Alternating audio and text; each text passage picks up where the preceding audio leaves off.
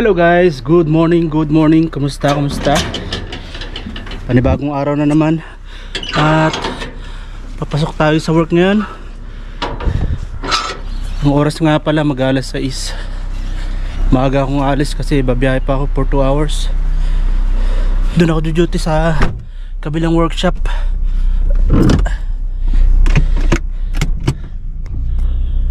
So magduduty ko doon ng 1 linggo kasi kulang sa tao. Ako yung pinadala nila manager. Panibagong araw, panibagong linggo. So Monday ngayon. So yun nga, 1 linggo ako doon na magduduty. So samahan nyo ako sa biyahe ko guys. So ang biyahe ko is 1 hour and 59 minutes. So sabihin na natin 2 oras. Dapat may maghahatid sa akin kaso kahapon nag-message na lang ako sa manager ko. Sabi ko ako na lang yung pupunta mag-isa ron. Newcastle Motor Group may not be open yet when you arrive. Okay. Head west on Cowper Street towards Polanas Drive. Okay. Mali ako ng kiniputan ha. Okay lang.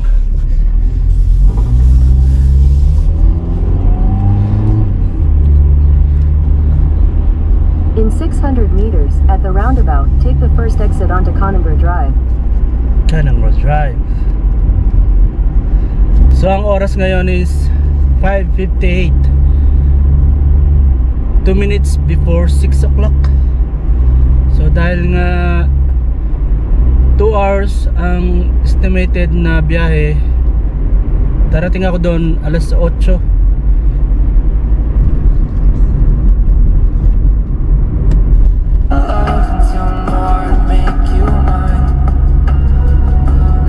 Sound trip ako habang nasa biyahe. Pero dahil nga nagre-record tayo ng video, hindi ko ipa-play ng tuloy-tuloy yung recording kasi makaka-copyright, para hindi boring sa biyahe.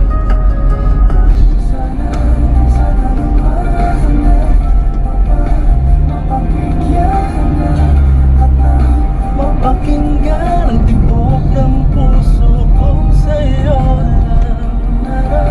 Naramdaman ang tunay na kaligayahan. Sana'y huwag nang patagalin. Aminin na rin nilalaman ng damdamin.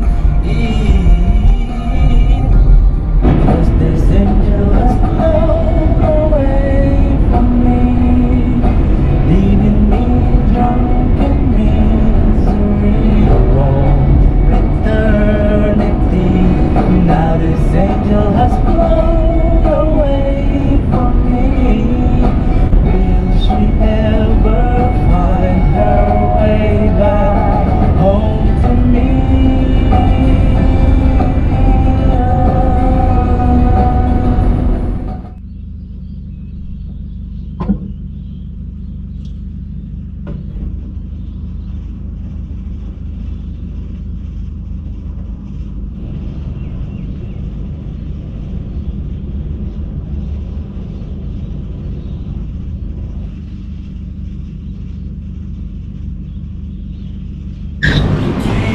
Good morning, mate.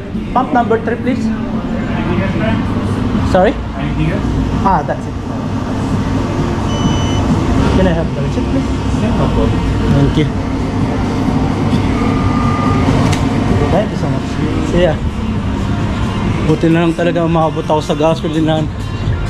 Nawala sa loob ko, hindi ko na malayan. Hindi nga pala abot yung gasolina. Tapos nakita ko na lang biglang umilaw, nasa highway ako. Dasal naman talaga eh. At napakabuti talaga ni Lord kasi pinaabot niya ako dito. Although malilate ako sa pupuntahan ko, pero ganun talaga. Thank you Lord. Ayun, talagang kinabahan ako kanina kasi akala ko di ako aabot sa gasoline station. Grabe. Biglang umiilaw yung gas, yung gauge. So yun, medyo malilate ako ng mga ilang minuto sa pupuntahan ko. Dahil nagpagasolina pa ako. Dapat darating ako doon 5 minutes before 8 o'clock.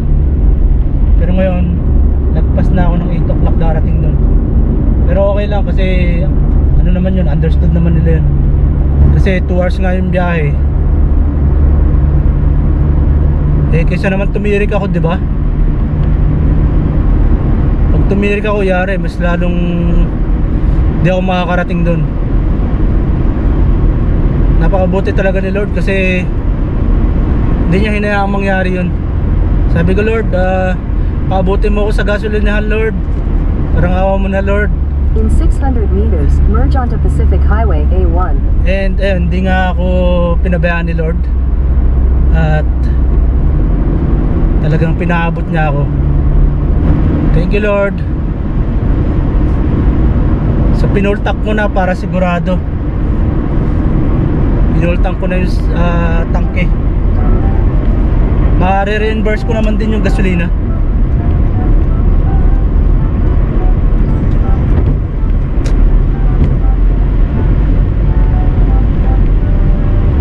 Ano yun?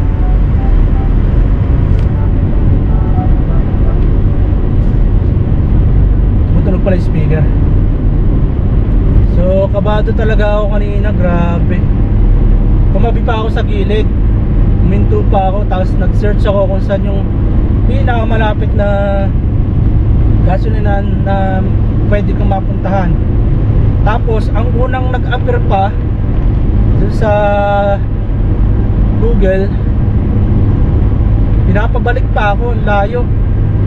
Buti na lang pag check ulit yung pangalawa, yun nga dito sa may Buladela. Grabe, napakabuti talaga ng ating Panginoon. Thank you, Lord. Hindi niyo po ako pinabayaan. At naway hanggang sa makarating po ako sa biyahe ko, Lord. Gabayan niyo po ako. Maraming salamat po. And then balik highway na ako.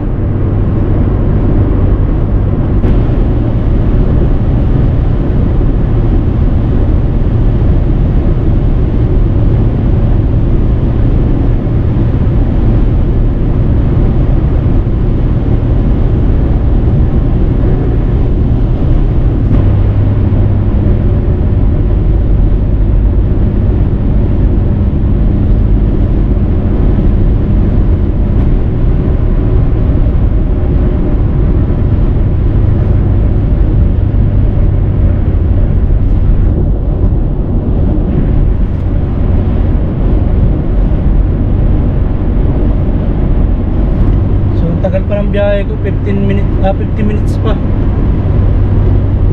And ang oras na is 7:15. So possible darating ako doon mga 8:10.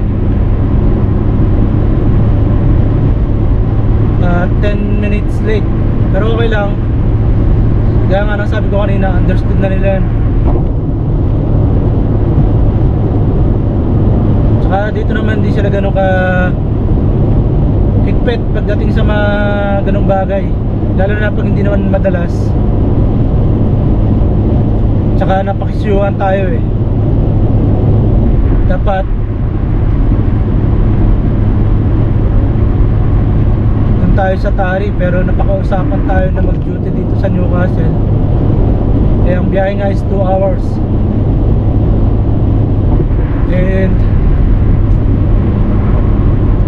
aga tayong umalis, so ang problema, hindi nila kinakount yun as overtime, early overtime yung biyahe mo. Ganun talaga, kailangan pagbigyan mo yung request ng company paminsan-minsan, para once na ikaw naman yung mangailangan sa kanila, at least diba, kahit na paano bibigyan ka rin nila. Ganoon naman sila dito. Kailangan talaga give and take. Kahit saan naman, kailangan talaga ganun, give and take.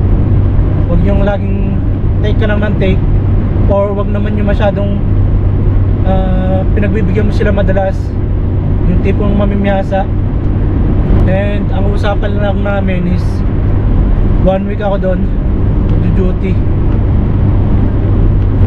May allowance naman, and yung pag-i-stay ko doon is sa inupang bahay ni Kabayan, yung dati ko rin tinuluyan nung nag-duty ako doon dati. Kung itong nasa harapan ko na to, gewang-gewang niya yung sasakyan niya. Kala niya nasa ano siya, sa mga trail. Ano pa naman, green pea.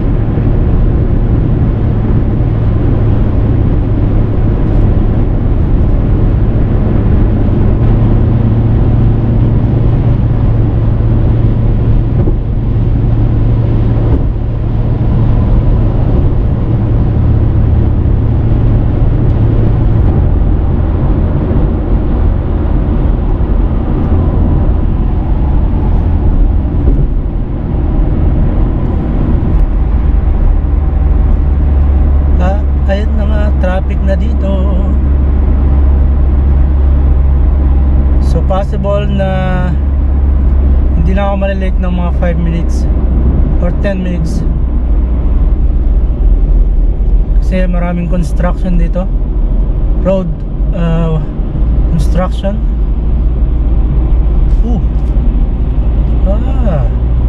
Iba na to, binuksan na to. Tapos yung dating daan inano na, sinira. Nung nakaraan duty ko dito, hindi pa gawa to. Wala na, nalito na si nalito na si Google Map. May kayo-turn daw ang putik.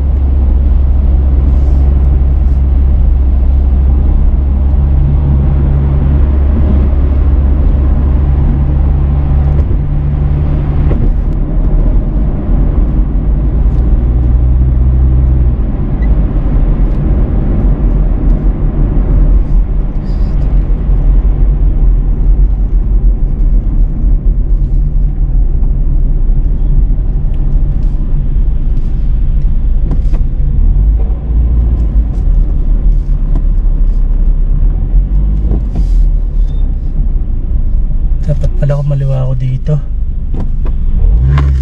papuntang airport. Dito kasi yung tinuturo ni Google Map, pero pwede kasi kung kumaliwa dun eh.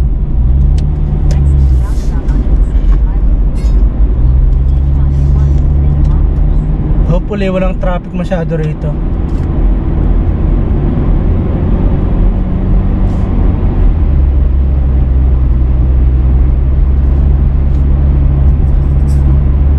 Meron pa akong 30 minutes, may get 32 minutes bago makarating doon. Pero hopefully nga walang traffic dito, kasi ito yung main road. May isang pwede pandaanan sana kanina doon sa may roundabout, sa may Heather Brae. Pwedeng kumaliwa doon papunta ng airport. Kaso nga lang, di ako nakalipat ng linya, so dumiretso na lang ako. And at the same time kasi ito yung tinuturo ni Google Map, so ito na yung sinundan ko. And then nga may mga stoplight na rin dito kasi ano na to, residential area. So nakalabas na tayo ng highway.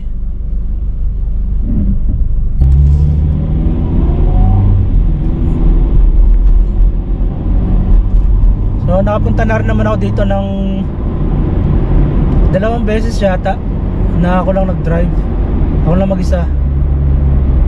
Kaya nag-decide ako na ako na lang din yung papunta rito, kasi dapat nga may maghahatid sa akin.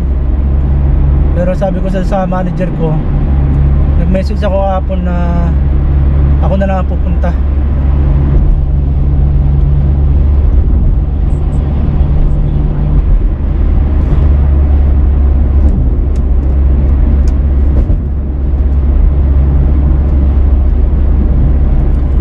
minsan nakakalito yung daanan kasi may mga bagong bukas, tapos yung dati sinarado yung mga dating kalsada. So minsan iba yung tinuturo ni Google Map.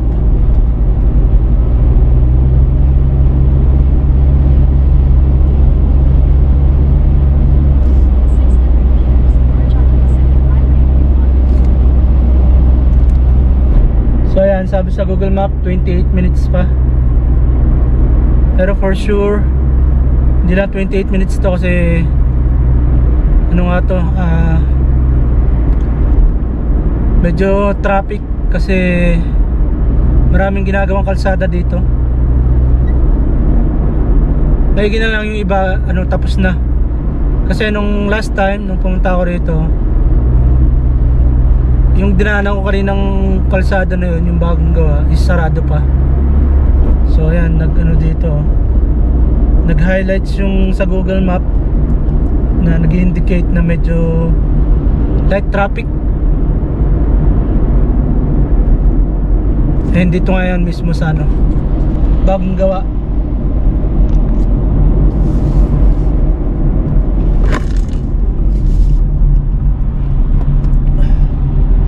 Yan, nag-umpisa na traffic. And then namaos yung boses ko. At least buti na lang umaabante, hindi siya usad pagong. Ano naman tong van na to, masyadong malikot.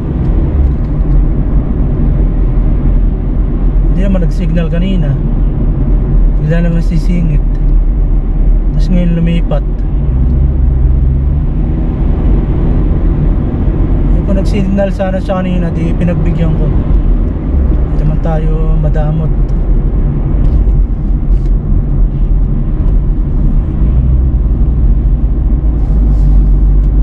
So yan, Hexham, Maitland, Newcastle, Sydney.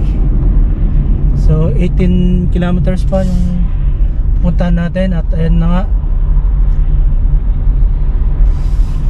heavy traffic ang nakalagay sa Google Map. Pero expected ko naman na to kasi Monday ngayon, tapos rush hour. Pero kung doon nga sana ako dumaan sa header brake kanina sa runabout, kumaliwa ako dun, malamang medyo mas maluwag ang daan doon, hindi kagaya dito na traffic.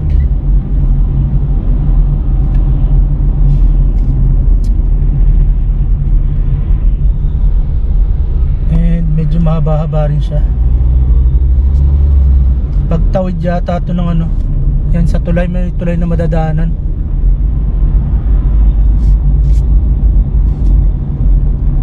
Yan guys, traffic. Dito mo lang may encounter yan sa mga ganitong area, city. Pero pag nandun sa lugar namin sa Tari, bihira mo may encounter yung ganitong traffic.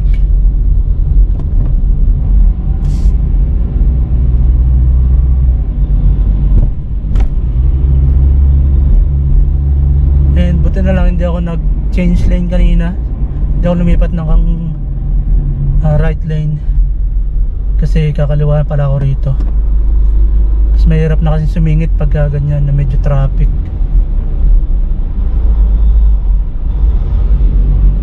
Ano na kasi yan, pahiwalay na yung daan na yan. Maraming exit paglagpas niyan tulay na yan. Pag kumanan ka, padiretso na ng Sydney.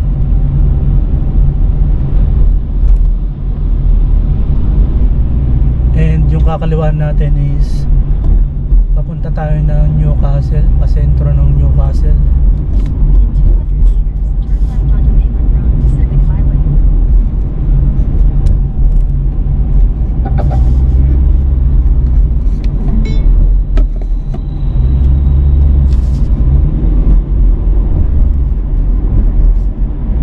Turn left onto Maitland Road, Pacific Highway.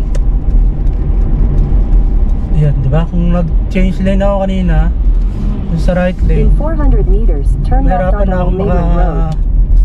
lipat. So, ang mangyayari, baka mapapunta ako ng papuntang Sydney. Buti na nga lang kahit pa paano, familiar na ako dito. Dito lang sa area na to. Pero yung pinakalooban talaga ng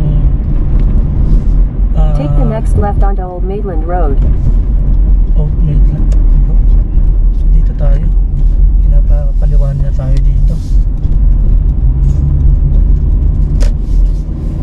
Continue on Old Maitland Road for 1.5 kilometers. Okay. Pinakaliwan niya na ako dito.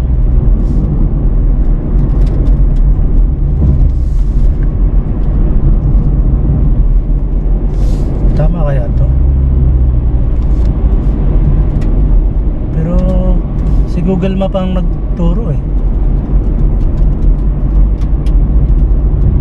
Old Maitland. So 21 minutes pa dito.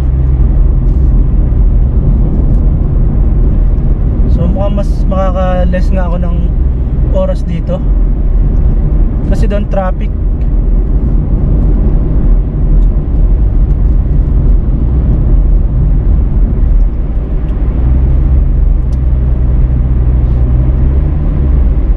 O dito, 'di ba? Luwag ng daan. Pagka doon, pag dinire-diretso ko pa yun, siguro matatagalan ako ng gusto ron kasi pansin nyo naman na napakarami sasakyan. Nag-uumpisa nang sumikip yung In daan 600 kasi meters, turn left onto Maitland Road, Pacific Highway. kasi nga yun, rush hour ngayon. Karamihan ng tao papasok ng trabaho. So saan tayo? Sabi niya dito, okay, ano lang pala ako. Take the Shortcut next left lang onto ako. Maitland Road, Pacific Highway. Tapos, i-merge na ako dito.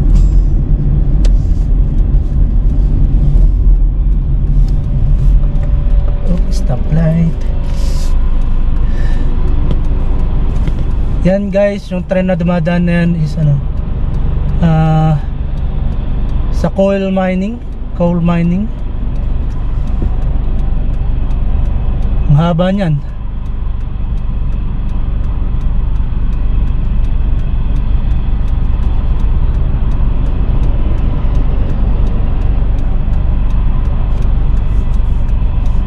And pagkakaalam ko, nabanggit sa akin ng manager ko dati, parang ito yata yung pinakamalaking coal mining dito sa Australia. Itong nasa area na to,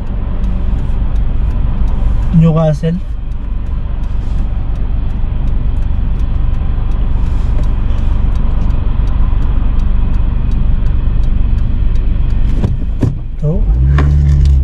So okay na rin na doon ako pinadaan. Kasi dito rin yata ang labas ng Continue for diretso. 6 kilometers. Pag diretso ko kanina, dito rin yata ang labas nun. Kaya okay din na pinakaliwa ako kanina ni Google Map. Pero kung mapapansin nyo nga, ayan, medyo light traffic pa rin.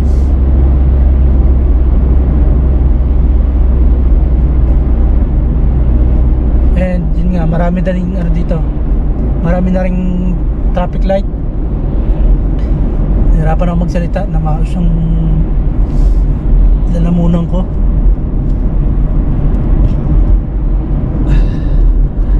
Habang nagsasound kasi ako kanina, sinasabayan ko yung tugtog, yung kanta. Kaya namaos ako.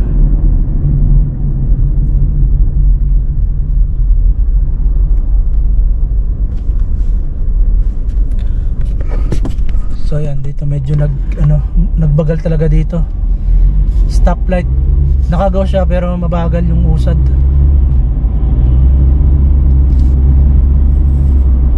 And meron pa akong 18 minutes bago makarating doon sa workshop.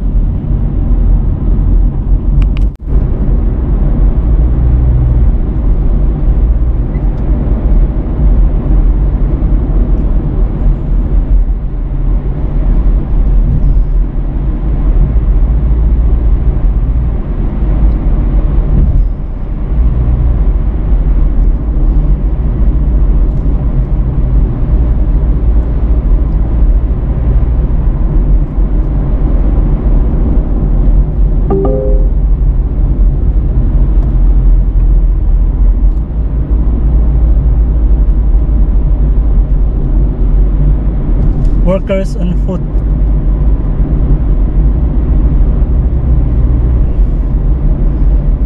So marami silang ginawang kalsada ngayon dito, and yung iba na-renovate nila, parang pinalawak, nag-widening sila. And sana lang din may maparkingan akong malapit dun sa workshop, kasi doon first come first serve sa street parking.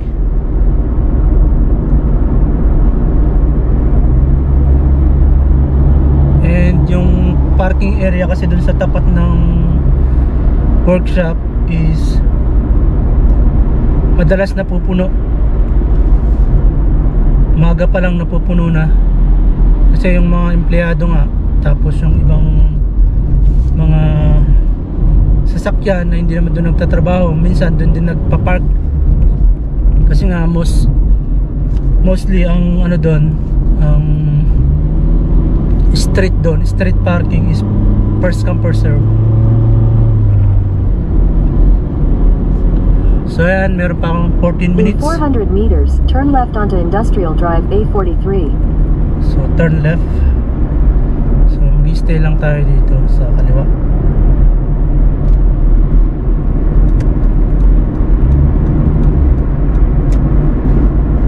Turn left onto Industrial Drive A43. A43.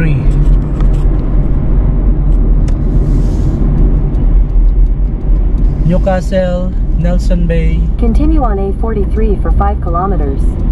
5 kilometers.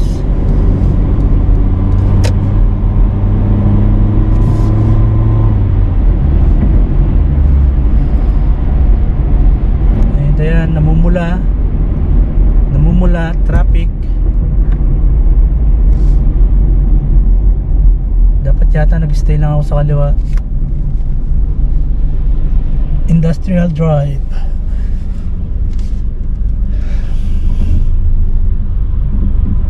Kahit yung paglagpas ng ano, ng stoplight,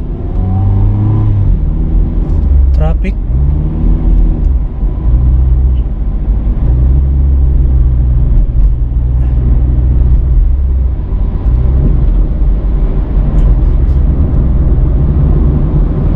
Kasi may kasunod pang ano, isang stoplight ulit.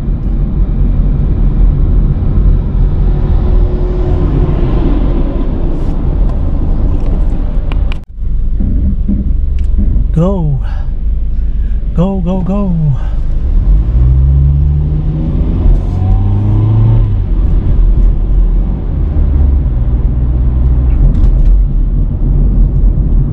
Yan, ang dami ng sasakyan, oh.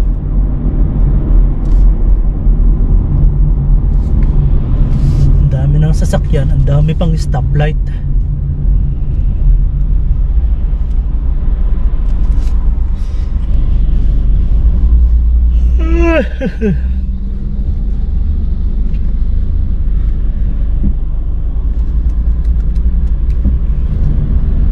Ten minutes pa, naiihinar na. And then naalala ko na naman kanina, pag-ilaw ng ano, pag-ilaw ng fuel gauge. Kala ko talaga matatenga ako sa ano, highway.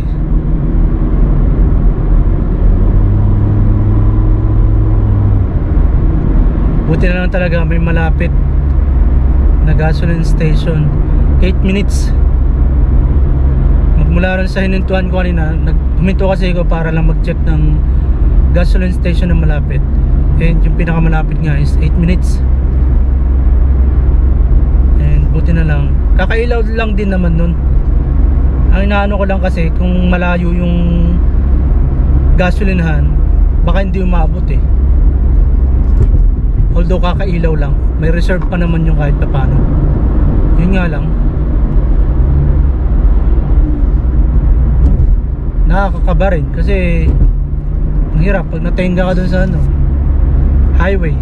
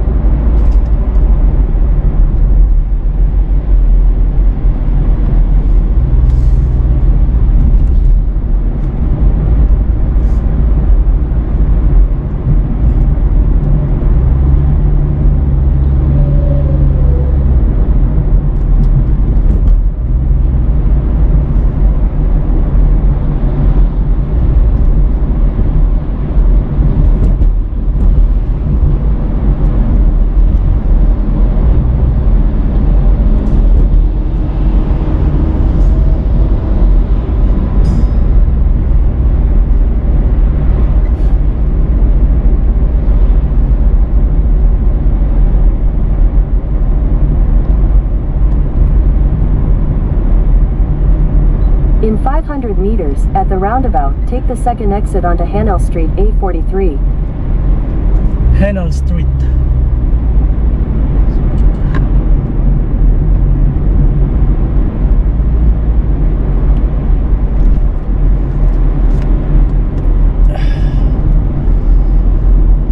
So malapit na ako guys. 6 minutes na lang.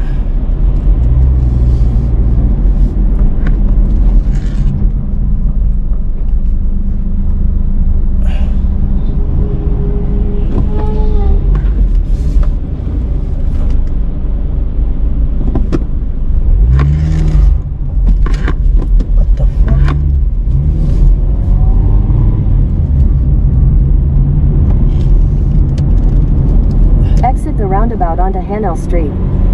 Continue on A43 for 1 kilometer.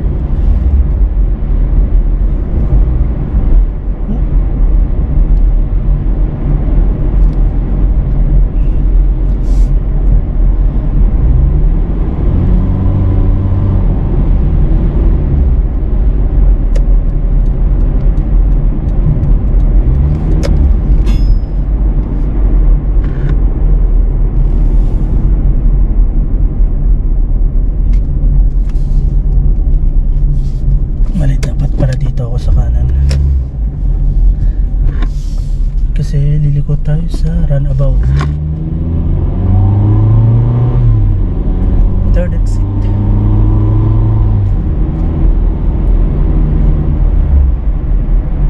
Eight o'clock sarado. And sabi dito In sa Google 400 Map meters, at the roundabout, take the third exit onto Branch Street. 3 minutes pa ako makakarating. So di na masama kasi expected ko is 10 minutes late.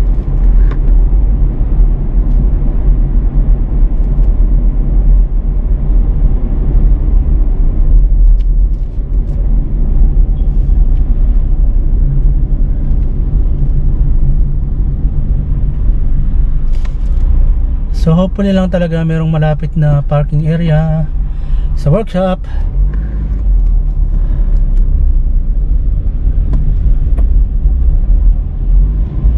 So bali yung pakaliwa na yan, dyan yung tinutuluyan ni Kabayan, yung pag-i-stayan ko.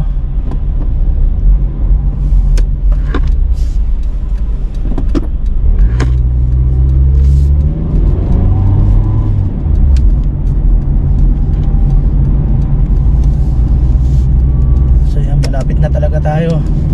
Exit the roundabout onto Branch Street. Merge onto Albert Street, then slide left onto Railway Street. Railway Street. Slide left onto Railway Street, then turn left onto Church Street. Okay. Okay.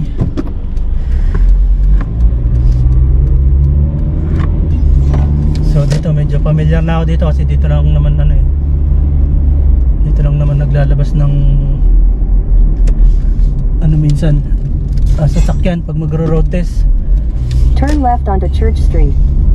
Take the next right onto Foundry Street, then turn left onto Church Street. Wala yatang bakante.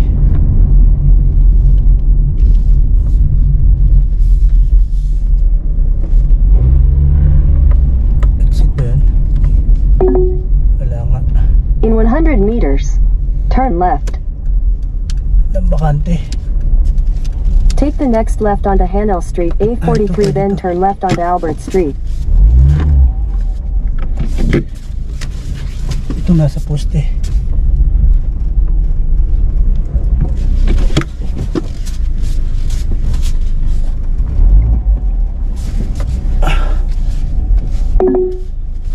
Head west on Greenway Street towards Foundry Street, then turn left onto Foundry Street. Okay na. Huwag na maingay. So ayun guys, 8:03. 8:03 tayo dumating. Yan, 8:03. So ngayon, prepare na tayo, papasok na tayo dun.